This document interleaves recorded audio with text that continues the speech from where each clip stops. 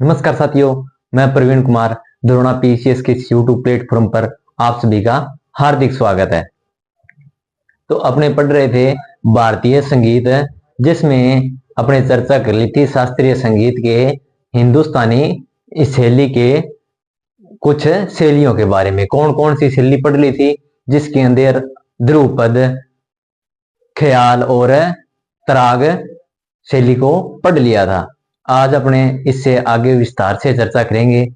आगे है हिंदुस्तानी संगीत की अर्धशास्त्रीय शैली।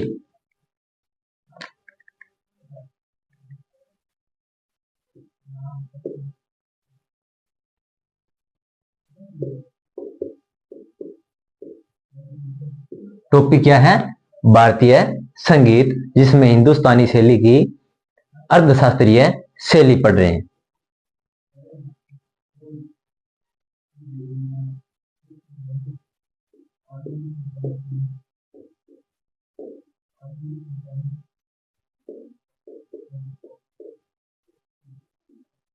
हिंदुस्तानी संगीत की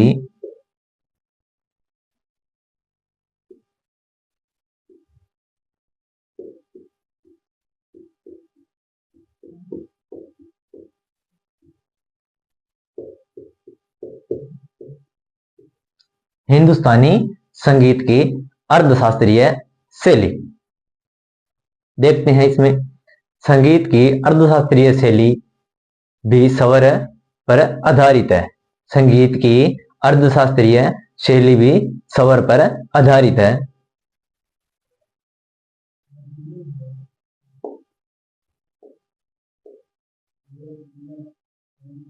संगीत की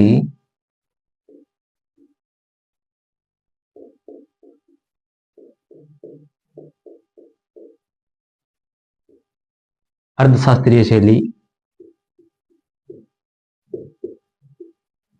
संगीत की अर्धशास्त्रीय शैली भी स्वर सुर पर आधारित है।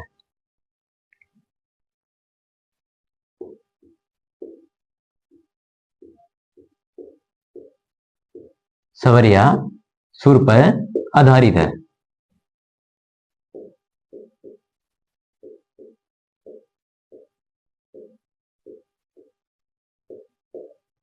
किस पर आधारित है? स्वर या सुर पर आधारित है। इसमें कुछ प्रमुख अर्धशास्त्रीय शैली है।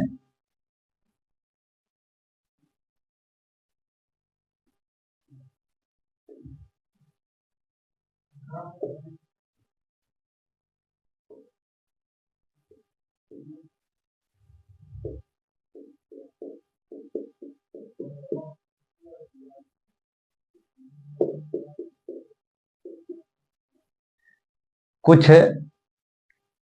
प्रमुख अर्धशास्त्रीय शैली है, जैसे ठुमरी, टप्पा, गजल।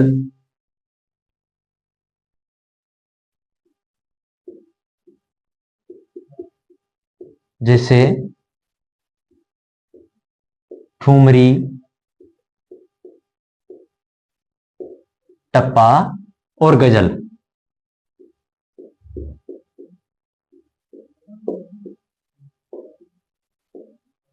और गजल, ठुमरी, टप्पा और गजल है कैसी शैली है? अर्धशास्त्रीय शैली है। हिंदुस्तानी संगीत की अर्धशास्त्रीय शैली है ठुमरी, टप्पा और गजल। देखते हैं ठुमरी के बारे में।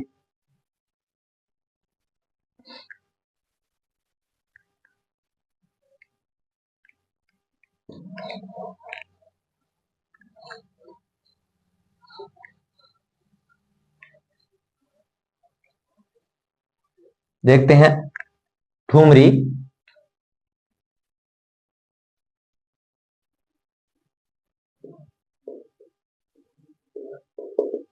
ठुमरी क्या है? अर्धशास्त्रीय संगीत शैली है। यह उत्तर प्रदेश में उत्पन्न हुई।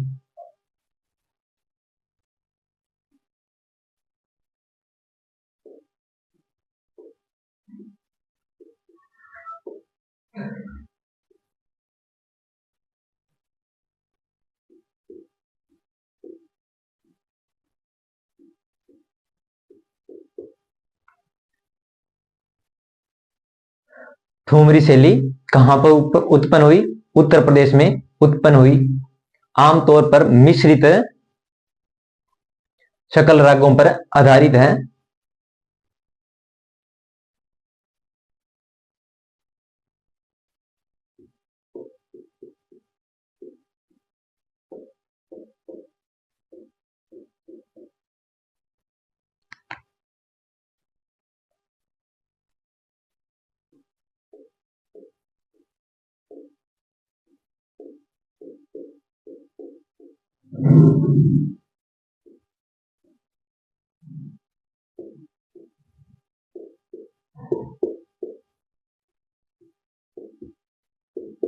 क्या है? आमतौर पर शकल रागों पर यह आधारित है। ठुमरी शास्त्रीय नृत्य कथक से जुड़ी है।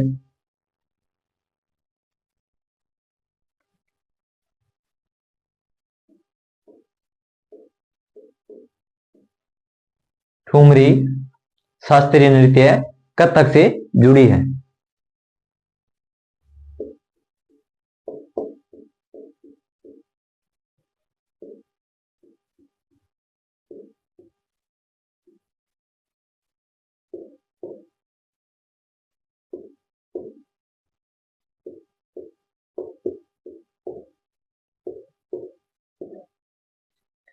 कथक एक भारत का शास्त्रीय नृत्य है और उत्तर भारत का भी शास्त्रीय नृत्य है।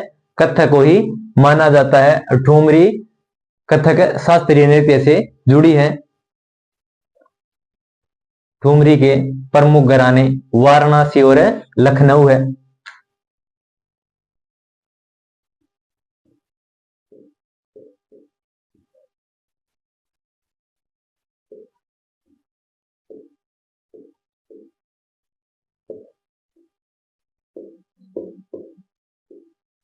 ठुमरी के प्रमुख घराने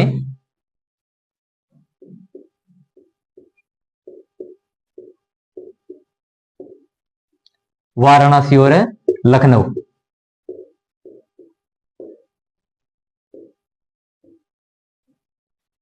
कौन कौन से घराने हैं? वाराणसी और लखनऊ ठुमरी के प्रमुख घराने हैं। ठुमरी गायक की सबसे कालातीत प्रसिद्ध आवाज बेगम अख्तर की है।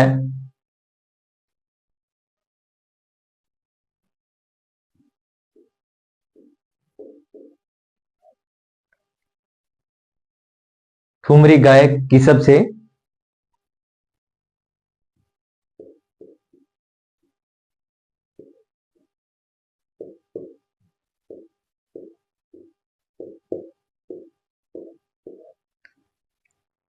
ठुमरी गायक की सबसे कालातीत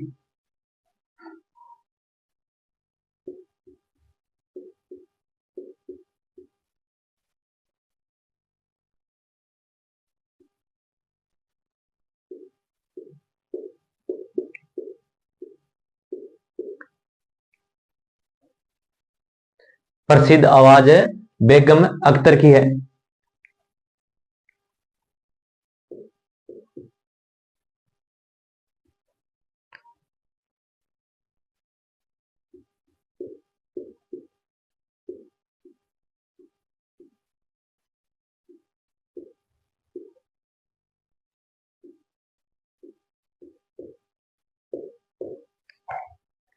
ठुमरी में प्रसिद्ध आवाज बेगम अख्तर की है। ठुमरी की एक बहुत प्रसिद्ध प्रस्तावक है बनारस घराने की गिरिजा देवी है।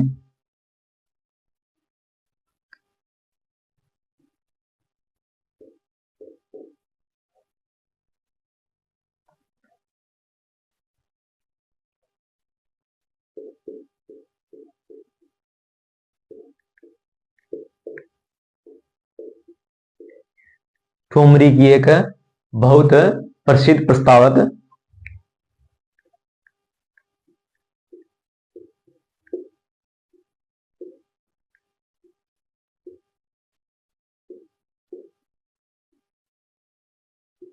प्रसिद्ध प्रस्तावक कौन से घराने से है? बनारस घराने की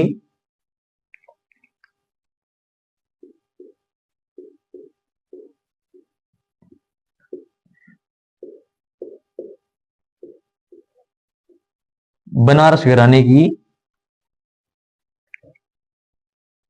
गिरिजा देवी है।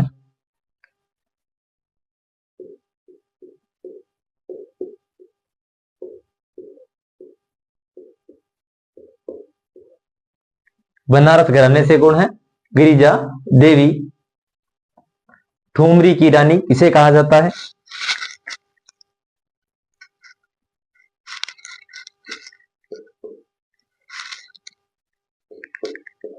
ठुमरी की रानी गिरिजा देवी और शोभा गुरटू।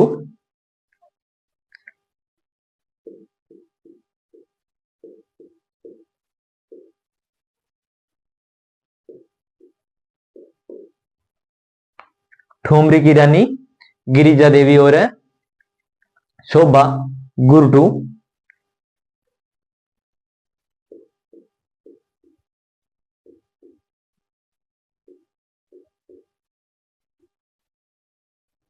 शोभा गुरुटू। ठुमरी उत्तर प्रदेश में उत्पन्न हुई और आमतौर पर सकल रागों पर आधारित है। ठुमरी शास्त्रीय नृत्य कथक से जुड़ी हुई है। ठुमरी एक अर्धशास्त्रीय संगीत शैली है। ठुमरी के प्रमुख घराने कौन कौन से हैं? वाराणसी और लखनऊ। वाराणसी और लखनऊ ठुमरी के प्रमुख घराने हैं। ठुमरी की गायक की सबसे प्रसिद्ध आवाज बेगम अख्तर की है। किसकी आवाज है सबसे प्रसिद्ध आवाज? बेगम अख्तर की। ठुमरी की एक बहुत प्रसिद्ध प्रस्तावक बनारस घराने से है। कौन से घराने से है? बनारस घराने से। कौन है? गिरिजा देवी। गिरिजा देवी है। और ठुमरी की रानी किसे कहा जाता है? क्वीन ऑफ ठुमरी गिरिजा देवी और शोभा गुरटू।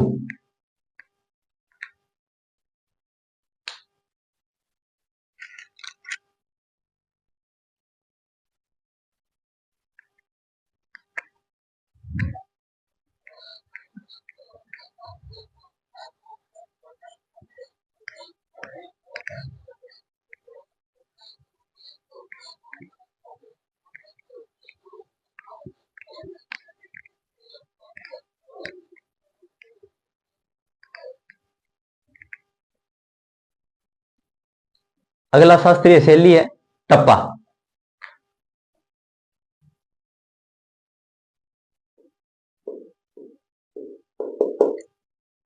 टप्पा भी अर्धशास्त्रीय शैली है। इस शैली में लय की बहुत महत्वपूर्ण भूमिका होती है।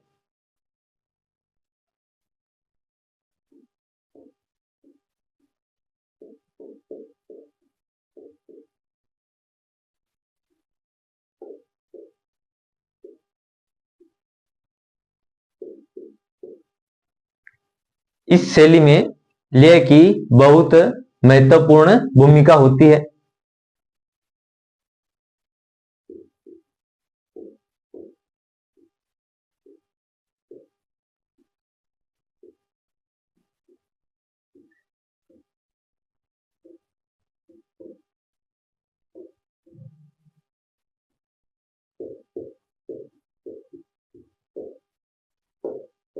लय की बहुत महत्वपूर्ण भूमिका होती है क्योंकि इसमें रचनाएं तेज, सूक्ष्म और जटिल रचनाओं पर आधारित होती है।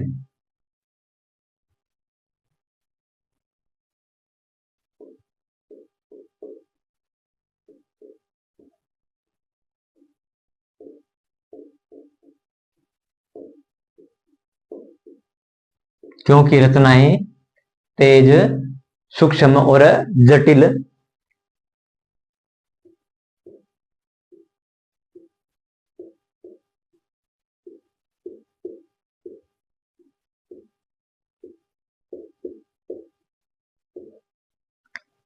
तेज, सूक्ष्म और जटिल रचनाओं पर आधारित होती है।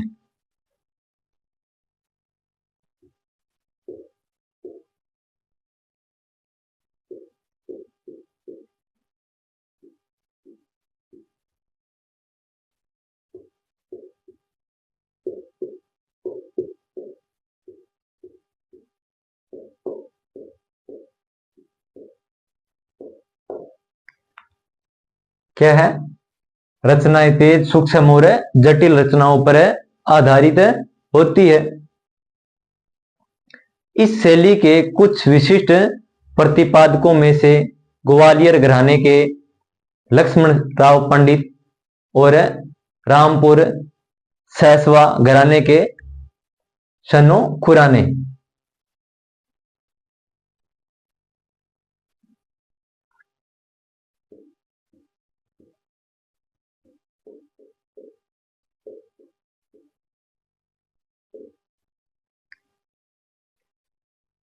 इस शैली के कुछ विशिष्ट प्रतिपादक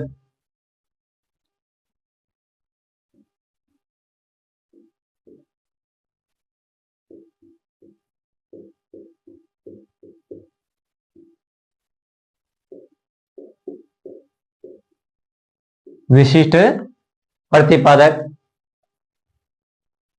कौन है? ग्वालियर घराने से लक्ष्मण राव पंडित।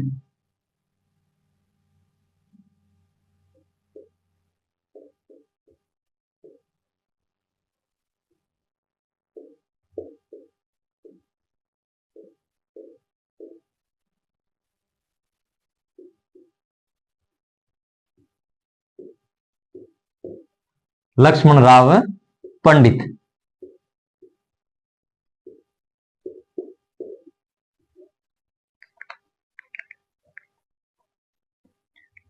इसके बाद में रामपुर सहसवा घराने से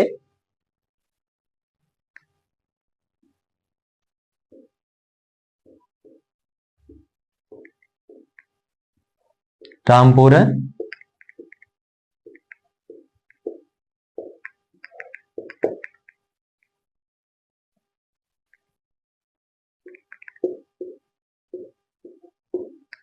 रामपुर सहसवा घराना सन्नो खुराने।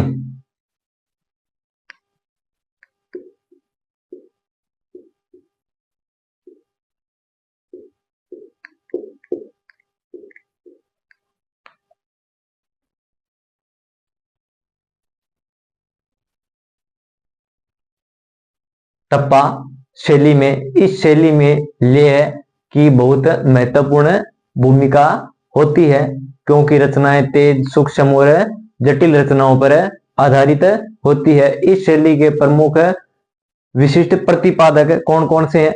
ग्वालियर घराने से लक्ष्मण राव पंडित और रामपुर सहसवा घराने से शन्नो खुराने।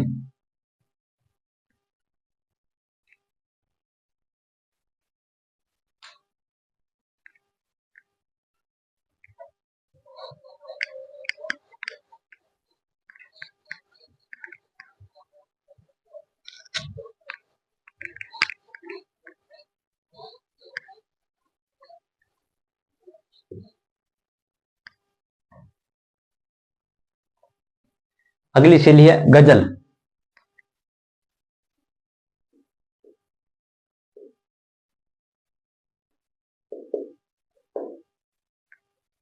कौन सी है? गजल भी अर्धशास्त्रीय शैली है। गजल एक छोटी कविता होती है।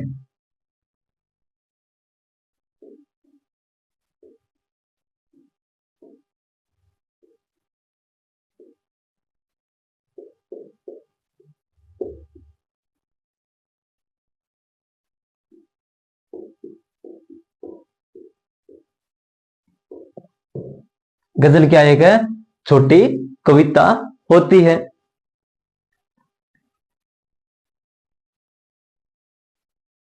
जिसमें तुकबंदी वाले दोहे होते हैं।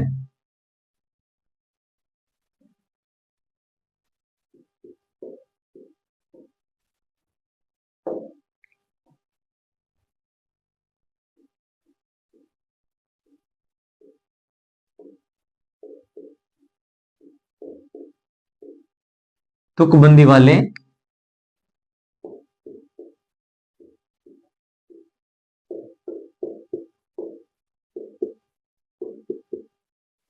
जिसमें तुकबंदी वाले दोहे होते हैं, जिसे बेत या शेर कहा जाता है।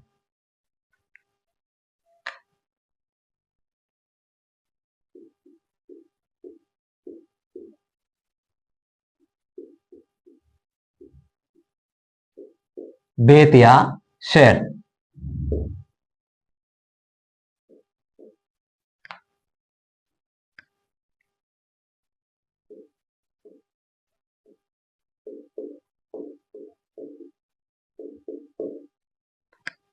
बेत या शेर कहा जाता है। इसका विषय केवल प्रेम से होता है। गजल का विषय केवल प्रेम से होता है।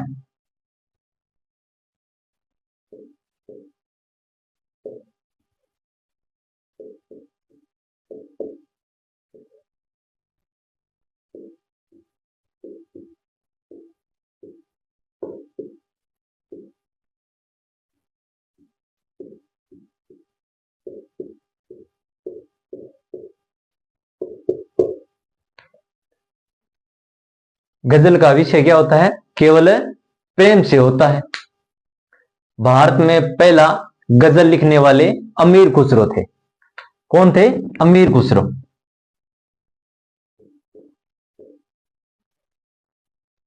भारत में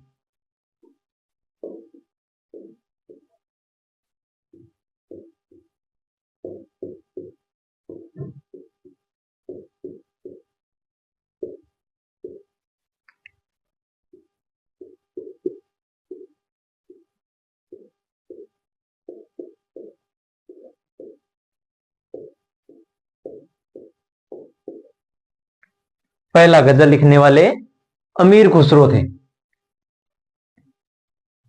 गजल के प्रमुख गायक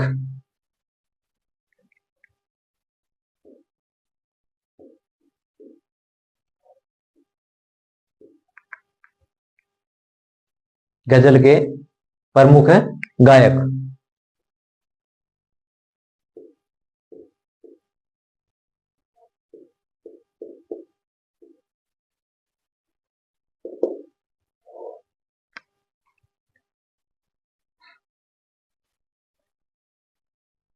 इसमें है मोहम्मद इकबाल,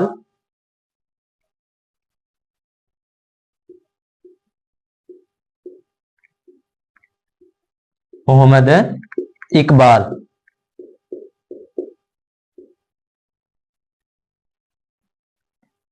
इसके बाद में मिर्जा गालिब,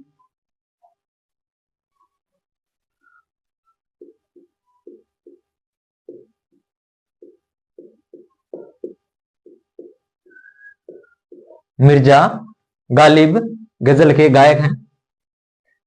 इसके बाद में है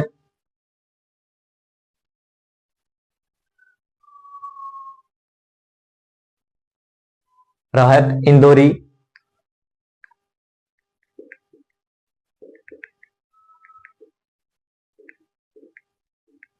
राहत इंदौरी।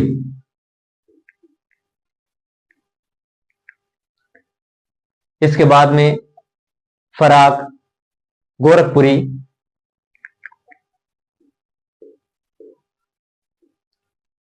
फराक गोरखपुरी।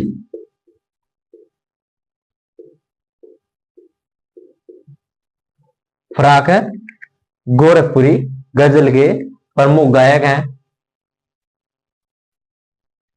इसके बाद में है रूमी हाफिज,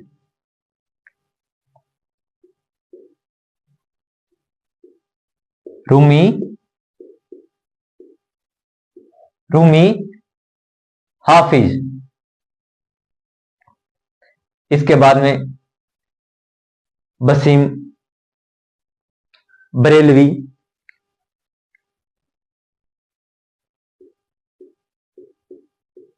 वसीम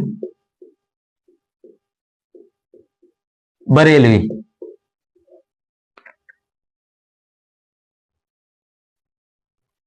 इसके बाद में कुंवर बेचैन,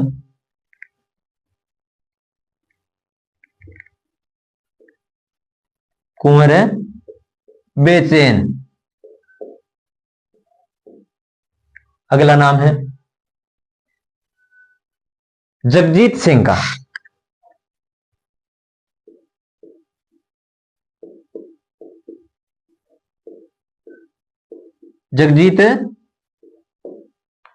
जगजीत सिंह का। जगजीत सिंह भारत में गजल को सर्वाधिक प्रसिद्धि दिलवाने वाले व्यक्ति हैं। भारत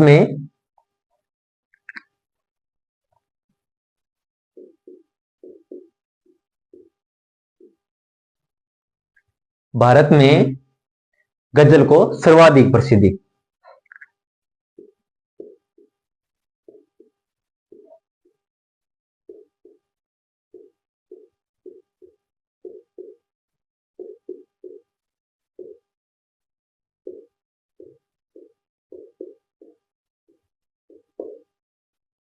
गजल को सर्वाधिक प्रसिद्धि भारत में किसने दिलवाई? जगजीत सिंह ने भारत में गजल को सर्वाधिक प्रसिद्धि दिलाई। इसके बाद में है मन्ना डे।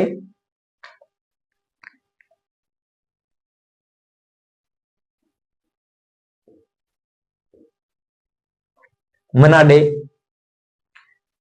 भूपेंद्र सिंह,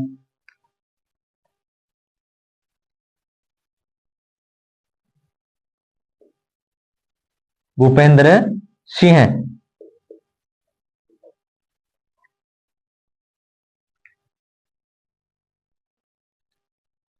भूपेंद्र सिंह गजल एक छोटी कविता है जिसमें तुकबंदी वाले दोहे होते हैं, जिसे बेत या शेर कहा जाता है। इसका विषय केवल प्रेम से होता है। भारत में पहला गजल लिखने वाला अमीर खुसरो था।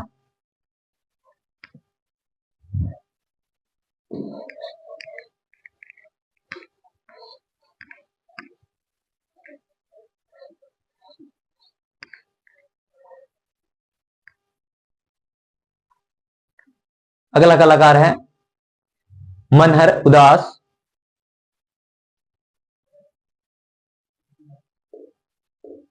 मनहर उदास। कुछ कलाकारों के नाम ऊपर लिख रहा हूं। इसके बाद में है पंकज उदास।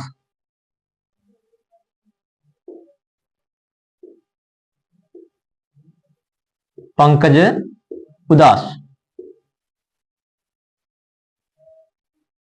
इसके बाद में शहबाज अमानी।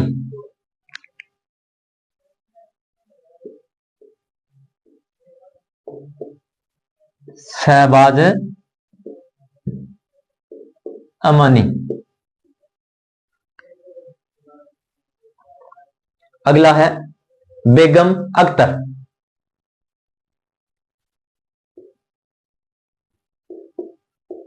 बेगम अख्तर। बेगम अख्तर को मलिकाए गजल कहा जाता है।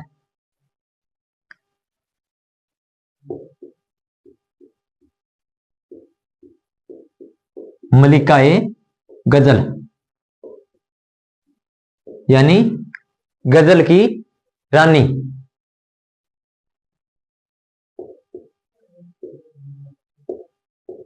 गजल की रानी। देखते हैं एक एक करके। प्रमुख है कलाकार मोहम्मद इकबाल, मिर्जा गालिब, राहत इंदौरी, फराक गोरखपुरी, रूमी हाफिज, वसीम बरेवली। कुंवर बेचैन जगजीत सिंह ने ही भारत में गजल को सर्वाधिक प्रसिद्धि दिलाई। इसके बाद में है मन्ना डे, भूपेंद्र सिंह है, मनहर उदास और पंकज उदास। इसके बाद में शहबाज अमानी, बेगम अख्तर। बेगम अख्तर को मलिका-ए गजल भी कहा जाता है, यानी कि गजल की रानी। गजल की रानी किसे कहा जाता है? बेगम अख्तर को कहा जाता है। तो आज इतना ही दोस्तों, मिलते हैं अगली क्लास में, तब तक के लिए धन्यवाद।